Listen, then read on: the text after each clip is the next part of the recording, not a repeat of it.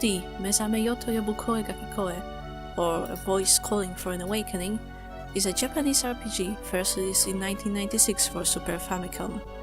It stands out from many other similar games by being set in modern-day Japan, as opposed to a fantasy kingdom, and for having a long-ass title.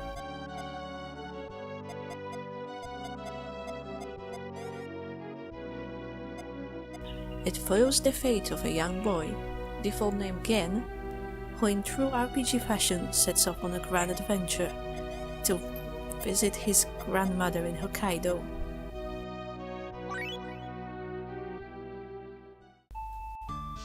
So we put our red cap on, hop on a bicycle and off we go. And when I say grand adventure, I'm not kidding. The protagonist apparently lives somewhere around Tokyo and he's going to Hokkaido on a bike. That kid is hardcore.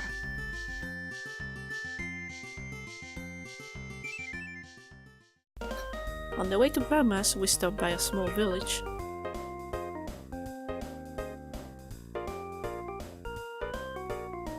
Beat up a bunch of kids with a baseball bat.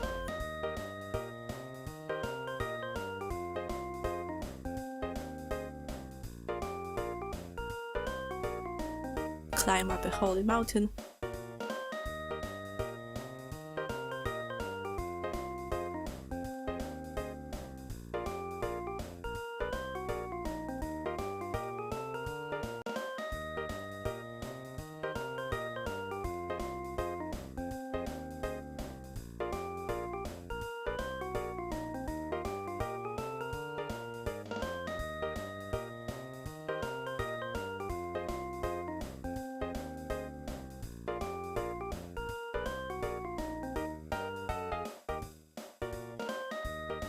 Beat up an actual bat with a bat.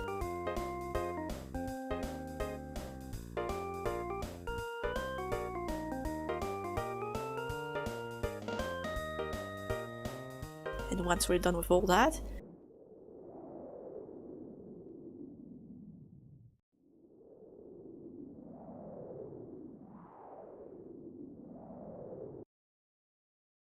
surprise!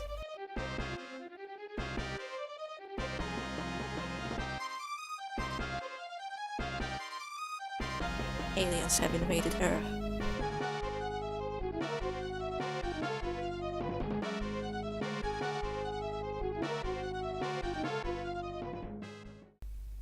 Game over.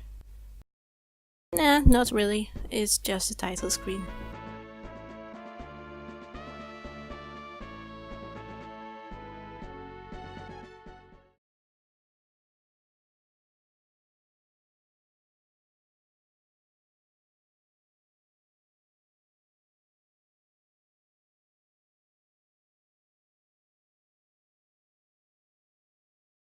Afterwards, we wake up in an underground military base, where our protagonist is horrified to discover that he's turned into Bilbo Baggins. And also that a decade has passed since the events in the prologue, and the year is now 2009.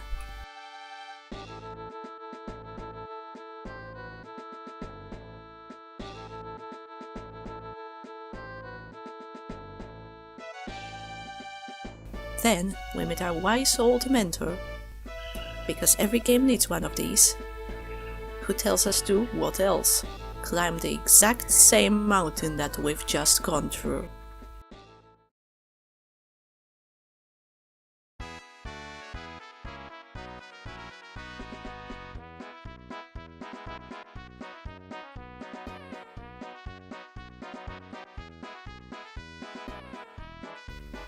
At the mountaintop, we have a rematch with our old friend,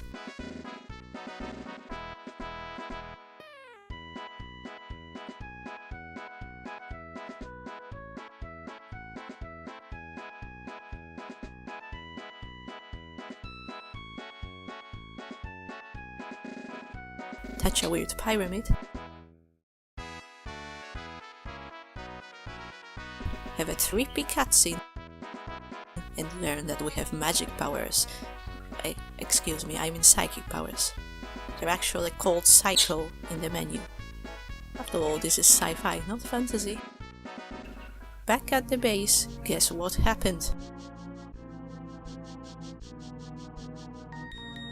The aliens have attacked while we were gone, and the place is now in ruin.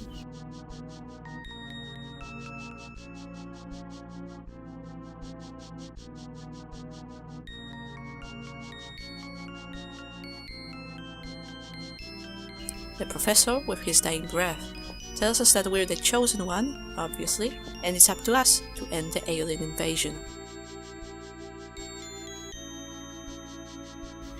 That's the premise of the game in a nutshell. But wait! A modern setting, PSI powers, fighting aliens, a kid hero with a red cap and a bat.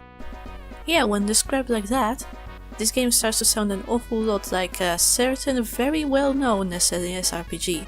I'm of course talking about Earthbound, or Mother 2 as it is called in Japan. And true, if you just saw the prologue, you'd be forgiven in thinking that this game ripped Earthbound off. Hell, even the main characters look similar. But while G.O.D does start out feeling a lot like Earthbound, once you get past the intro, the tone of the game shifts drastically, and past the time skip I'd say it's far more similar to something like, for example, Final Fantasy. You only play as a kid in the prologue, and as an adult afterwards. The protagonist fights with a sword, not a bat. The story starts in Japan, not in bootleg America. Not to mention, Earthbound is all about preventing an alien invasion from happening in the first place, while in G.O.D it's already happened, and you're part of a group trying to fight the aliens off. And while Earthbound certainly has its more serious and disturbing moments, for the most part it's a fairly light-hearted game. Not so much for G.O.D. It's a much darker title overall, times turning downright depressing. Whether that's a good thing or not, well, it's up for the player to decide. What G.O.D certainly does share with Earthbound though is a quirky sense of humor, and family playing an important role in the story. It's also a thoroughly strange game, and here are some of the things you'll see in just the first few hours of gameplay. The ability to rename your mother. And yes, you can call her whatever your heart desires. Your own mother calling you an idiot. Questionable monster design. A dungeon that's a maze and also an abandoned zoo. They also make reconstructed animal chimeras there. Huh. And last but not least, creepy old men appearing out of nowhere. Now, the game's director, Shoji Kokami, reportedly said in an interview that he wanted G.O.D to become just as popular as Final Fantasy and the Dragon Quest series, but the reality couldn't be more different. The game failed to gather much attention when it was first released. There were two reasons for this. It came out very late in the Super Famicom development cycle, and it just didn't stand out.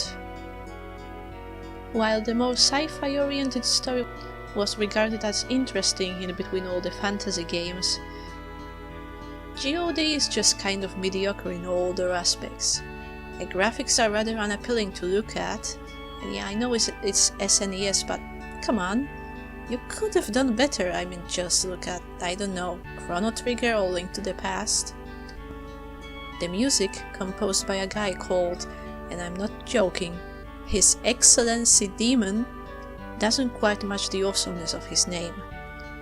The battle system is slow and just about as generic as it gets, with the only thing standing out being the chakra system, where you can choose which support skills you want to learn depending on which of the 7 chakras, or alignments, you decide to level up. And that would have been all for G.O.D, but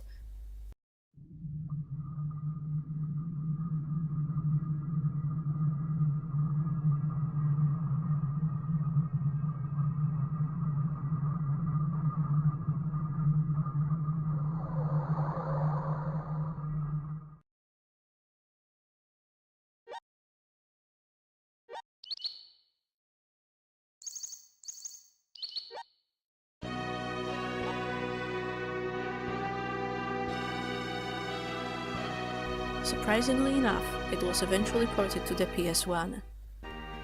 The port, titled G.O.D Pure, fixed many of the game's issues. Its graphics are a huge improvement over the Super Famicom version, and I mean it's still not the prettiest game out there, but at least it's something. All the music was remastered, and the battles were sped up. Not only that, there were also many scenes added and some changed to make the plot flow better. They also added 3D animated cutscenes in key moments of the story. They look rather... well, it's no Final Fantasy, let me tell you that. But you'll be able to see for yourself since I'm going to put one of those scenes at the end of this video. So, with all these changes, it's probably more appropriate to call it a remake rather than just a port. Unfortunately, the PS1 version removes the ability to name your mother whatever you want, but hey, the other changes make it worth it, right? So, if you'd like to give this game a shot, that's the version I'd recommend you get.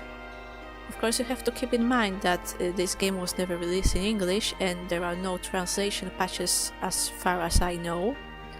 But if you can deal with that, then well, the opinions about this game seem to vary between the Japanese players, with some thinking that it's pretty terrible, while others consider it a hidden gem.